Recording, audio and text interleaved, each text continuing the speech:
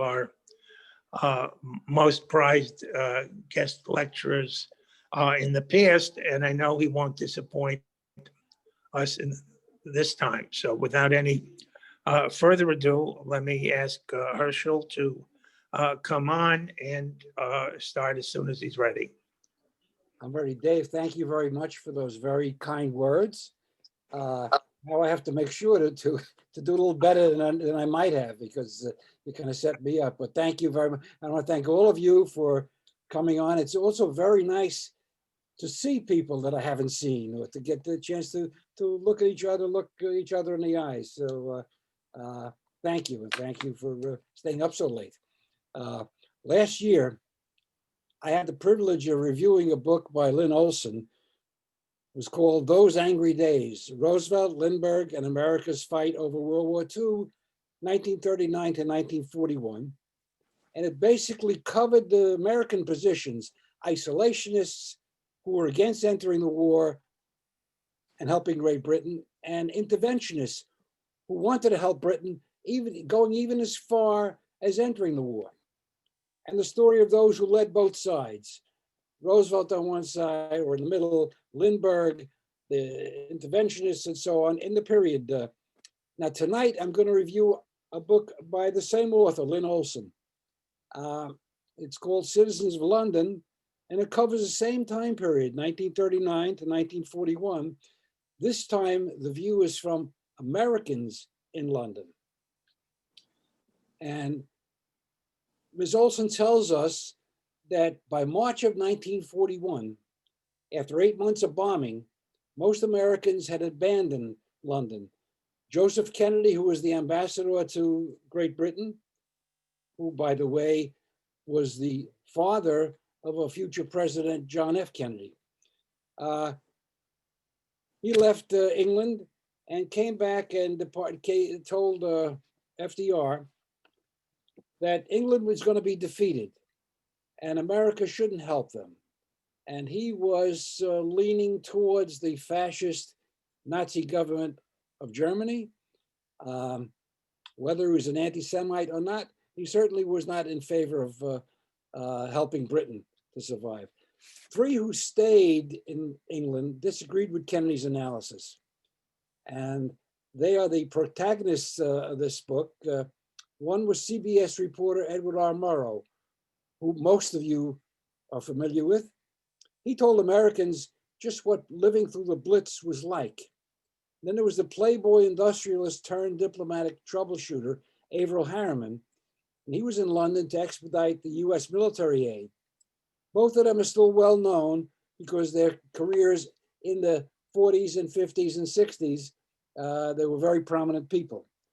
The role that was played by John Gilbert Winant, Kennedy's successor as ambassador to Great Britain, has largely been forgotten. Winant, Harriman, and Murrow all advocated for America to enter the war. Winant and Harriman, the diplomatic pair, told Roosevelt that England had to be saved. As you all know, you've been reminded all day, today is the 79th anniversary of the Japanese attack on Pearl Harbor. The very next day, President Roosevelt addressed the joint session of Congress, and I'm sure you've seen clips all day. And he said, "Mr. Vice President and Mr. Speaker, and members of the Senate and House of Representatives, yesterday, December 7th, 1941, a date which will live in infamy, the United States of America was suddenly and deliberately attacked by naval and air forces of the Empire of Japan." Winston Churchill, the Japanese attack on the United States naval forces at Pearl Harbor was one of the greatest days of the most terrible war in Great Britain's history. He was appalled, calculating, and exhilarated, perhaps in equal measures. He was dining at Chequers, the country estate of the prime ministers of Britain, and his guests happened to be US Ambassador Gil Winant and Averell Harriman, the President Roosevelt's special envoy to Europe. A butler brought in a portable radio for the party to listen to the BBC home service. When the attack was confirmed, Churchill leapt to his feet and he said he must declare war on Japan at once. his guests dissuaded him from this impetuous act. So he had the butler bring in a phone, and he called President Roosevelt, and he said, when he got him on the line, "Mr. President, what's this about Japan?" And the FDR responded that it was true, and they were all in the same boat now. To Churchill, this meant one thing above all: victory. Britain was no longer alone. Britain was the only country in the free world and Europe who had not been conquered by the Nazis. Britain was no longer alone. Finally, the US would enter the war. Churchill wrote in his own history of World War II, he said, "Being saturated and satiated with emotion and sensation, I went to bed and slept the sleep of the saved and the thankful." Remember the context. For years, Churchill, the finest dramatist of all wartime leaders, had wooed, cajoled, and flattered Roosevelt, in particular, an American general, in an effort to ally with its vast resources and manpower in an existential struggle. At this point, in 1940, Britain's policy of appeasing Adolf Hitler had failed, and the old appeasers were out of power. Yes. And they called upon the old warhorse, who everybody in Parliament disliked for one reason or another, Winston Churchill, came into the cabinet and took over as prime minister. Britain was at war with Nazi Germany. And President Roosevelt was aiding the British as much as he could. Of course, we learned last year about the interventionists and the isolationists. And there were laws in place that did not allow the United States to help. The president didn't have as much power as we think he did. And finally was allowed, came up with the Lend-Lease program and helped the British somewhat. But the US Congress was very much against going to war and even to assist in sending convoys, escort the convoys that were going to Great Britain.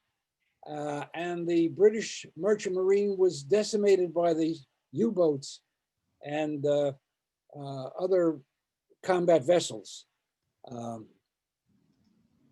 As London endured devastating German bombing raids, some Americans were there, assuring the British of support and agitating for American entry into the war. By March of 1941, after 8 months of bombing, most Americans had abandoned London. Before the United States had entered the war, there was a trio of Americans who were embedded in London and helped to steer the United States course to war into helping Great Britain. John Gilbert Winan, who was known as Gil, he was a former Republican governor of New Hampshire during the Depression. And he had been a former head of the Social Security Board. And he was then appointed ambassador to Great Britain. Winan, says Olsen, made it very, very clear from the beginning that he in fact meant what he said when he arrived the first day in Great Britain. He wanted to be there for the British. "There's no place I'd rather be at this time," he said. Yeah. The British press, upon his arrival, they loved it, they loved him. And they spread the word, and soon all England was talking about this new ambassador. When he got off at the train station, he saw a slightly built man in an army uniform. There, King George VI himself was waiting at the station to drive the ambassador in his own car to the castle. Never in history had a foreign diplomat been received with such ceremony. Olsen tells us that Winan was a big advocate of FDR and the New Deal. He actually sacrificed his political career for Roosevelt and the New Deal. Upon arriving in London, he put himself in danger to show the British that he was serious about helping them. As soon as he arrived, when the bombing attacks began, he would go out into the streets and ask Londoners what he could do to help, while they were manning fire hoses, while they were moving rubble to look for injured people. And his warmth and compassion and his determination to stand with them and share their dangers was the first tangible sign for the British that America and its people really cared about what happened to them. So he really became a symbol of the best side of America. His visits during the bombing were reported in the press and on the BBC, and soon became known throughout the kingdom. He was really a major architect of the Anglo-American alliance, Olsen says. He played a huge role in keeping it together and kind of helping the British and Americans get along during the war. And to have him disappear so completely is really wrong. And Olsen goes on to say she thinks it's important to restore him to the place in history that he really deserves. Winant's fortunes have fared less well in history's memory than that of Morrow or Harriman. And Olsen hopes her book can help to correct that oversight. Now almost forgotten, John Gilbert Winant was widely admired during his lifetime, especially for his exemplary service as governor of New Hampshire during the Depression. Comparisons of his character to that of Lincoln were frequent and sincere. And in 1936, he was prominently mentioned as a candidate for president on the Republican line. During World War II, he served with distinction as ambassador to Britain, and he returned home to Concord, New Hampshire in 1947 with a glowing toast from his wartime friend and admirer, Winston Churchill, still ringing in his memory. All three men were close to Churchill and his family, perhaps shockingly so, as Olsen documents in her book. Harriman had an open affair, encouraged by Churchill, with Churchill's own daughter-in-law, Pamela, while his son Randolph was all fighting in the war. Later, Pamela took up with Edward R. Murrow. And some 3 decades later, she ended up marrying Averell Harriman, became the United States ambassador, I believe it was to Belgium under Reagan. But during the war, she was known for her affairs. Winant, the ambassador, had an affair with Sarah Churchill, the prime minister's married daughter.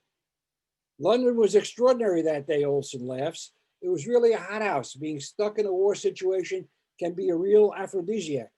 Everybody's thrown together and things happen that normally don't happen. And from Churchill's perspective, that closeness may have been by design. Churchill actually invested a lot in these three men. He courted them. He gave them tremendous access to himself and to other members of his government. But he also made them part of his own family. Winant and Harriman in particular. They spent many weekends with the Churchills. Now, in the summer of 1942, Ambassador Winant receives a call from Clement Attlee. I remember him primarily as the guy who was in charge of the government who gave us so much trouble in Mandate Palestine. And his foreign minister, Ernest Bevin, who we remember not fondly. Anyway, Attlee was the leader of the Labor Party and he was deputy prime minister. You know, there was a coalition government. Attlee told the ambassador that he needed his help to resolve an urgent crisis. There was a coal strike looming. Would he travel to Durham to help settle the strike? The ambassador agreed, and he did, and he was successful. If you went among the miners of Wales, they would tell you, your man Winant, he's all right. And if you talk to the textile workers of Lancashire or the shipyard workers along the Clyde, they would say, we know Winant, he'll never let us down. In February 1941, during one of the most brutal winters since 1881, he went to the theater with some friends. And when he exited, he was immediately surrounded by theatergoers. Men took off their hats. Women beamed. Good evening, Mr. Winant, several said. He chatted with the crowd for a few minutes before going on his way. The King of England, meanwhile, demonstrated the country's high esteem for the former ambassador in a more formal way. On New Year's Day in 1947, King George VI, the father of our present queen, awarded Winant an honorary Order of Merit, arguably the most coveted and exclusive of all British honors, and the only one that Churchill would have accepted for his wartime service. And when the king presented the award to Winant at Buckingham Palace, the American murmured his thanks and slipped the box containing the medal into his pocket. The king asked, don't you want to look at it? And the queen said to him, you deserved it more than anyone. Now, Winant wrote to FDR and cable 2 or 3 times a week. Important Americans who visited Britain were treated like royalty. Roosevelt offered some ships and other arms and war equipment, but he stopped well short of promising a war alliance. The US mood would not allow it. People in America felt we're not going to go to war in a foreign country again, as we've done in World War I. In early August 1941, the two leaders of the English-speaking peoples met at a shipboard conference off the coast of Canada. Churchill thought they had developed a strong relationship, and they had, but not as strong as Churchill hoped. FDR was much the shrewder of the two about personal relations with other leaders. Some would say the American was at times deceptive about his intentions. Pearl Harbor rendered all of that irrelevant. It united Americans behind the idea of total war in a way that a lesser attack would not have done. And on December 11, 1941, Adolf Hitler, Yamach Shemo, compounded Japan's strategic error by declaring war against the US. He had always expected he'd have to face the United States, and so it was a matter of course to follow Japan's lead.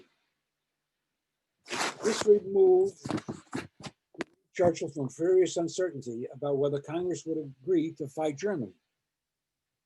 The stage was set for Churchill to woo the US nation. In December, he and his military chiefs sailed to America to hammer out the strategy they would follow in the coming struggle, which would include making the defeat of Germany the greater threat the first priority. Churchill stayed at the White House. He'd stay up until all hours, talking and imbibing. Churchill was known to go through a quart of brandy every day, bottles and bottles of champagne, and boxes of cigars. At one point, Roosevelt wheeled himself into Churchill's room to find the prime minister naked, striding about and dictating to his stenographer with a brandy snifter in one hand and a cigar in the other. On December 26th, Churchill addressed the US Congress for the first time.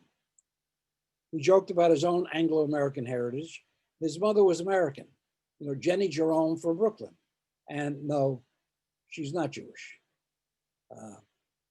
He said that he thought that if his father had been American and he had been born in America, that he would have liked to have thought that he would get to Congress on his own. He implicitly linked Britain and America as one saying of the Japanese, "What kind of people do they think we are?" He warned that many disappointments and unpleasant days would lie ahead. But he said the best war news of all had already occurred. The United States, united as never before, have drawn the sword of freedom and cast away the scabbard. After the war ended, Morrow and Harriman went on to greater fame. Morrow for fighting Senator Joseph McCarthy while at CBS and producing programs like Hear It Now on the radio and See It Now, which I remember clearly as a teenager.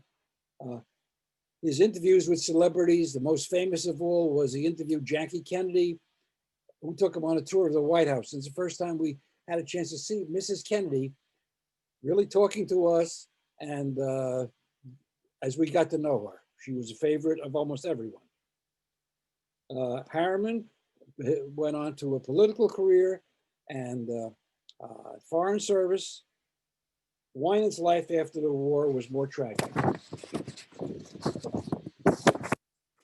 William Averill Harriman, who was born in 1891. So here at this period, he was very vigorous, a 50-year-old. He was better known as Averill Harriman. He was an American Democratic politician, businessman, and diplomat. He was the son of railroad baron E.R. Harriman, E.H. Harriman, and he added to the family fortune and one of the richest men in America. He was a neighbor of FDR's in the Hudson Valley. He had been a friend of Eleanor's younger brother, Hall. FDR's and Harriman's mothers knew each other. And his older sister, Mary, a social reformer, a New Dealer, headed the administration's Consumer Advisory Board and was a close colleague of the president's wife, Eleanor. The Hudson Valley's most prominent families never quite accepted the nouveau riche Harrimans, whose wealth was gotten from what they considered questionable methods by the elder Harriman, a robber baron. Teddy Roosevelt said the elder Harriman was among the most egregious malefactors of great wealth that the United States had ever seen. Averill, on the fringes of the New Deal, he was desperate for a more important position on Roosevelt's team. Despite Roosevelt's misgiving about Harriman's ambition, his loyalty, and his sense of purpose, he was persuaded by Harry Hopkins, who was FDR's closest advisor, whom Harriman had cultivated, wined, and dined. Eager to gain a position where he could make a difference, and through the good offices of Harry Hopkins, FDR offered a position of Roosevelt's Lend-Lease liaison with Churchill and the British government. It was the job that Harriman wanted, even lusted for. And his success in this job led him to become one of FDR's closest advisors, participating in the first meeting between Roosevelt and Churchill in August 1941 and the subsequent meeting. Harriman participated in the Moscow Conference in 1942, and he was present at Yalta, and became ambassador to the Soviet Union from 1943 through 1946. And when the war was over, he replaced Winant as ambassador to the Court of St. James, Great Britain. He also served as Secretary of Commerce under Truman, was governor of New York, and was a special envoy of Kennedy's and Johnson's. Anyway, he had a most difficult job because before Pearl Harbor, America was a fifth-rate power. It had no armed forces. It had no surplus war material. I remember seeing the newsreels of the American forces training with pieces of wood for rifles and trucks that were marked tanks because there was no equipment. So whatever we would give the British came from our own blood. We didn't have what to give them. During Harriman's travels in the 20s, he met with and collected people like Lenin, Mussolini, Churchill, who was then Chancellor of the Exchequer when he met him. He relished meeting and befriending powerful people, collecting them. One of his associates said, Averill's a real power snob. His attitude is, there's only one guy in the room worth talking to in any situation, the top guy. And I'm the guy who talks to him. But Harriman worked harder than ever, convincing the generals and admirals that there was nothing more important than assisting Britain in its defense and its survival. Because without Britain, where would we go? What would we start? Harriman became very close to Churchill and Gil Winant once he arrived in Britain. He was given access to everything, even cabinet meetings. And he spent many weekends, 7 of his first 8 with Churchill, either at Sir Ronald Tree's Ditchley estate or Chequers, the country retreat of the British prime ministers. He became like a member of the family. His affair with Churchill's daughter-in-law was a well-known fact. He and Winant worked miracles for the British, and he constantly bombarded FDR with letters and cables as well, convincing him of Churchill's qualities as a wartime leader and the need for American assistance in order for Britain to survive. It was a matter of survival. Unfortunately, Harriman privately disparaged Winant. He was a dreamer who was too idealistic. He was too concerned about helping his fellow man. Yeah, Harriman, unlike his 2 wartime compatriots, had little trouble adjusting to life after the war. And the third of these protagonists was Ed Murrow. Murrow's reports, especially during the Blitz, began with what became his signature opening. This is London, delivered with his vocal emphasis on the word this, followed by the hint of a pause before the rest of the phrase. His former speech teacher at Washington College, Ida Lou Anderson, suggested that the opening is a more concise alternative to the one he had inherited from his predecessor at CBS Europe, Cecil Searchinger, who came on with, "Hello, America, this is London calling." Murrow's phrase became synonymous with the newscaster and his network. Edward R. Murrow was born in a log cabin, believe it or not, born in 1812.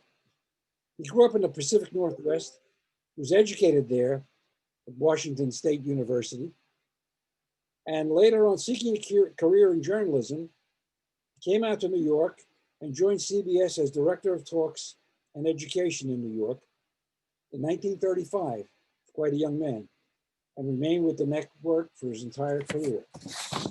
Morrow went to London in 1937 to serve as the director of CBS's European operations. And he built up as an aside, and that's the next book I'm going to read by Lynn Olsen. It's called Morrow's Boys. All of the famous CBS reporters, Eric Severai, et cetera, all of them you know and remember. Morrow put them together and they were Morrow's Boys. Anyway, he achieved his celebrity status as a result of his war reports. They led to a second famous catchphrase.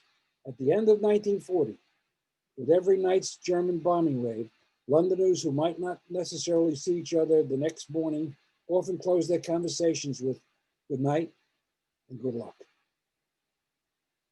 The future British monarch, Princess Elizabeth, said as much to the Western world in a live radio address at the end of the year, when she said, "Good night and good luck to you all." So at the end of one of the 1940 broadcasts, Morrow ended his segment with "Good night and good luck." His speech shooter Anderson insisted he stick with it, and another Morrow catchphrase was born, and he used that throughout his entire career. Morrow convinced the BBC to allow him to broadcast from the roof of the building during the Blitz. With Hitler's Luftwaffe pounding London in September 1940, Edward R. Morrow, chief European correspondent for the Columbia Broadcasting System, wanted to be closer to the story.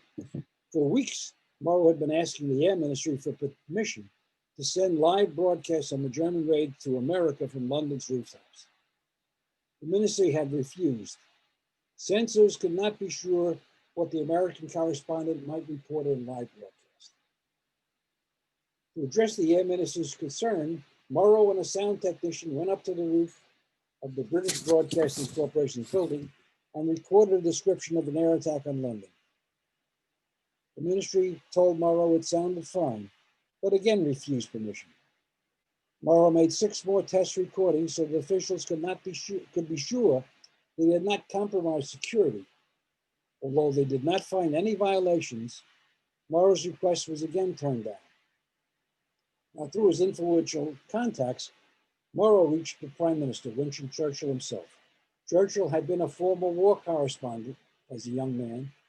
He approved the broadcast. He hoped that Morrow's radio reports would affect American public opinion, that sympathy for Britain's plight would move the United States toward joining the war. Privately, Churchill was convinced that American belligerence was the surest key to ultimate victory. And with Churchill's approval, Morrow began reporting from London's rooftops on Britain's fight for survival. In his elegant and distinctive voice, listeners in America heard Morrow's first rooftop broadcast in September 1940. Morrow began the broadcast with his famous signature opening, so familiar to his audience since 1937. This is London. I'm standing on a rooftop, looking out over London. At the moment, everything is quiet. For reasons of national as well as personal security, I'm unable to tell you the exact location from which I'm speaking. Off to my left, far away in the distance, I can just see the faint red, angry snap of anti-aircraft bursts against the steel blue sky. But the guns are so far away, it is impossible to hear them from this location. By and by, searchlights flooded the sky on Morrow's right. He said, "I think probably in a minute, we shall have the sound of guns in the immediate vicinity. The lights are swinging over in this general direction now. You'll hear 2 explosions. Boom, boom, there they are. That was the explosion overhead, not the guns themselves. I should think that in a few minutes there may be a bit of shrapnel around here, coming in, moving a little closer all the while." My friends, if you want to know of all the comings and goings of these 3 men, what they really accomplished, and they accomplished much,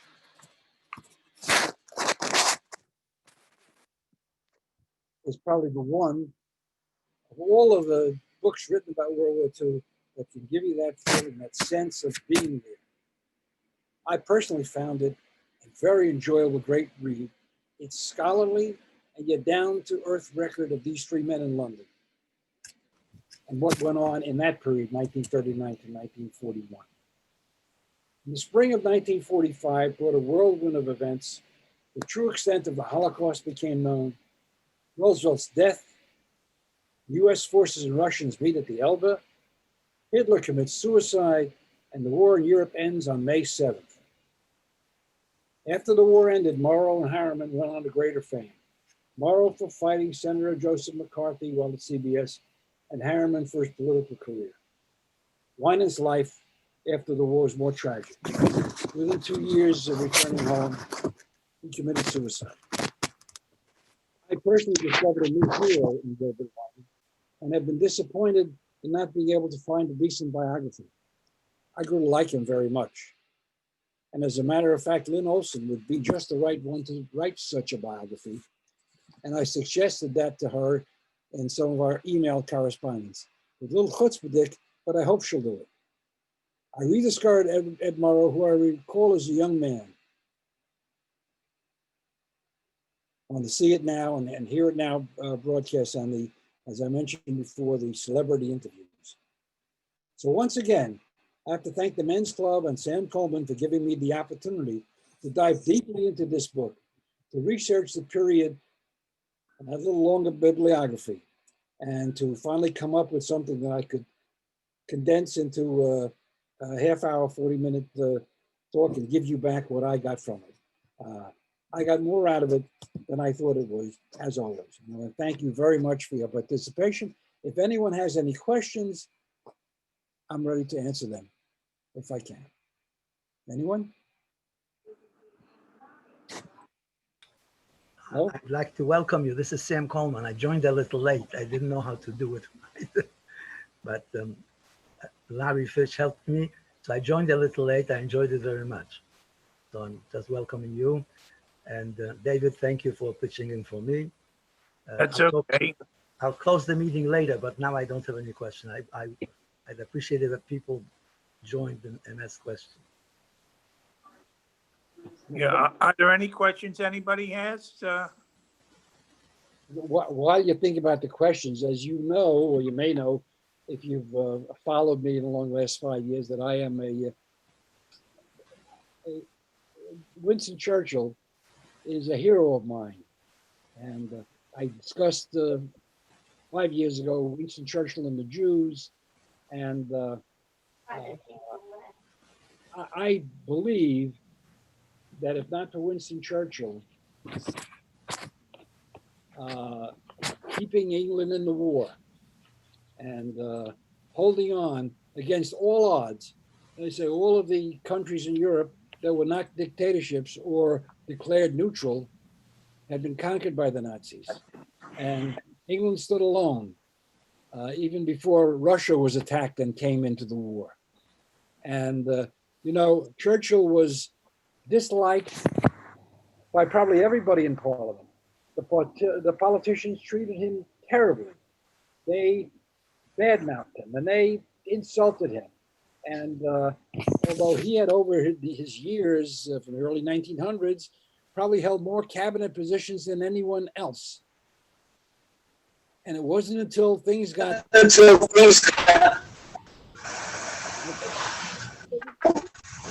that they offered him a position to come into the cabinet as the First Order of the Admiralty. Somebody ask you a question? Somebody has to shut Okay. In any case, I wondered at that point that Herschel was 5 years old. Yeah, if somebody's not talking or asking a question, please mute yourself so we won't get the static. Anyway, Churchill was in the wilderness years for years. One of the volumes written by his biographer, Martin Gilbert.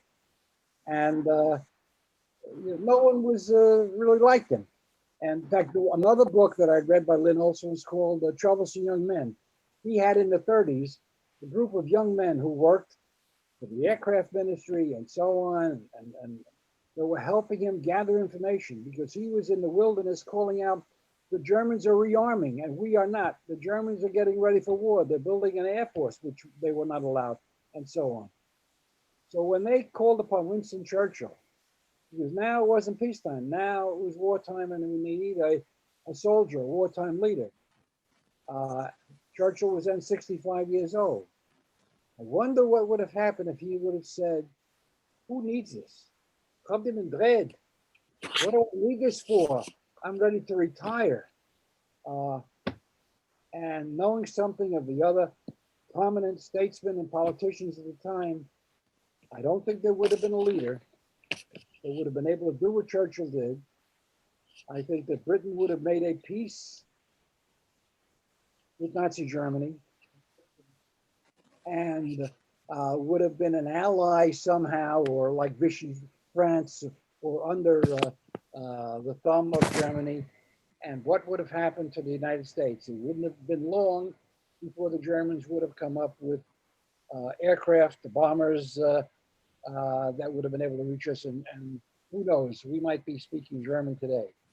I don't know if you mentioned it as a real tragedy, certainly a political tragedy, when Winston Churchill was at Yalta with the war with Stalin, with FDR, and during the conference there was an election in Britain, and Churchill was defeated.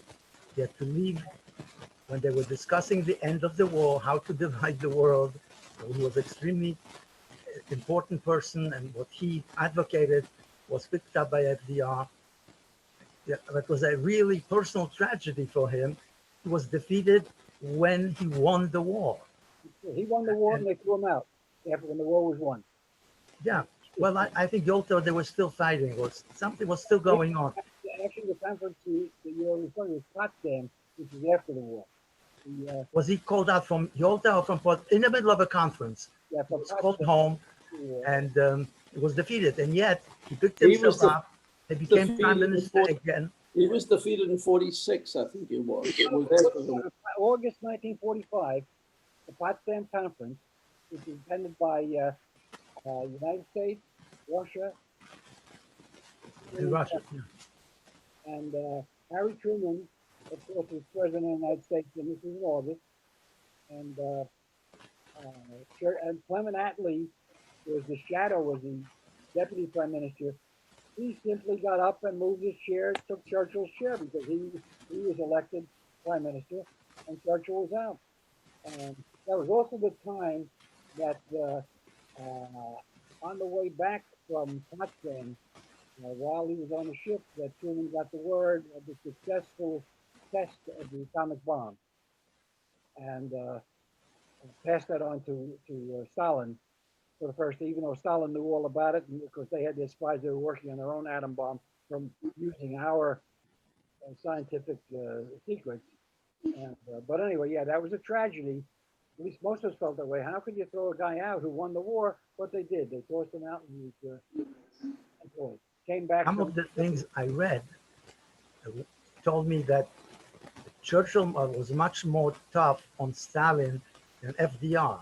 Yes. FDR was quite willing to allow Stalin to do more in Eastern Europe than Churchill. Absolutely. And as it is, they did give in east of it. Poland was given to Russia. I was then in Poland, survived the war there.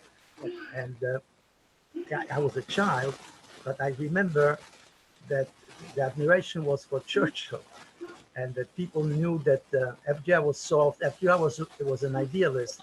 He was looking to a post-World War II peace with Russia, and Churchill was very realistic. He coined the term Iron Curtain. It was Churchill who said, if we don't such and such, the Iron Curtain will come into Eastern Europe. I'm a great admirer of Churchill. Actually, he was even good for Israel. It wasn't very open because it wasn't on the front pages, but it was the Labor Department, Labor government later that became very tough on the Jewish Absolutely. settlers in Palestine. Churchill maintained that he was a Zionist his whole life. Who, He said Churchill? that- Churchill said, I was a Zionist my whole life. And a picture of him in his later years, when he died in 1965, he was 90, of Ben Gurion coming and presenting him with a Sefer Torah. But he was a friend of the Jews, which, you know, having been a hero of mine, I was never sure of what his position was. And when Norton Gilbert wrote the book Churchill and the Jews, which I reviewed here 5 years ago, that's proof to me that, yeah, I was right, that he was a staunch friend of Jews. They were his first political friends, the Rothschilds and the Montefiore family in Manchester, England, 1908. And he was a friend of pro-Zionist.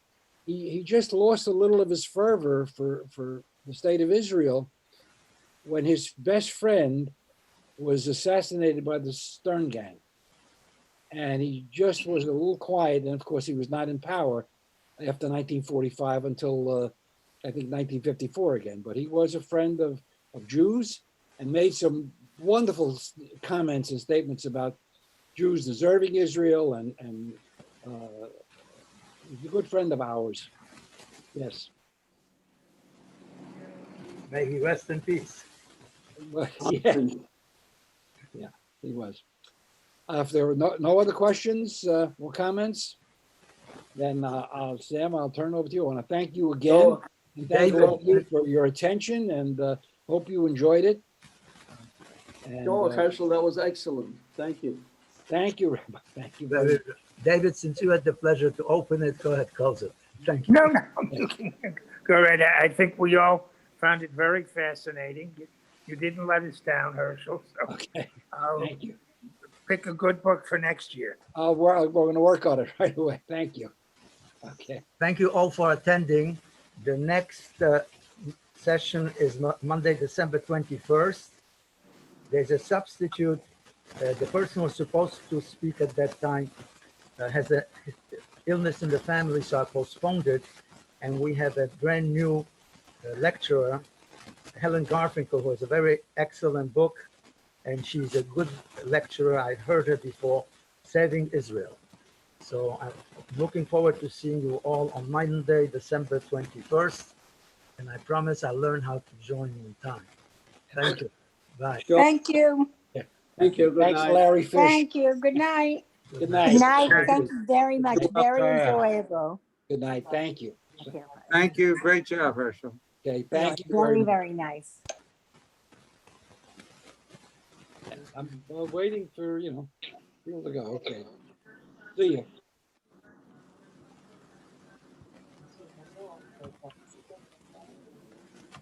There were 25.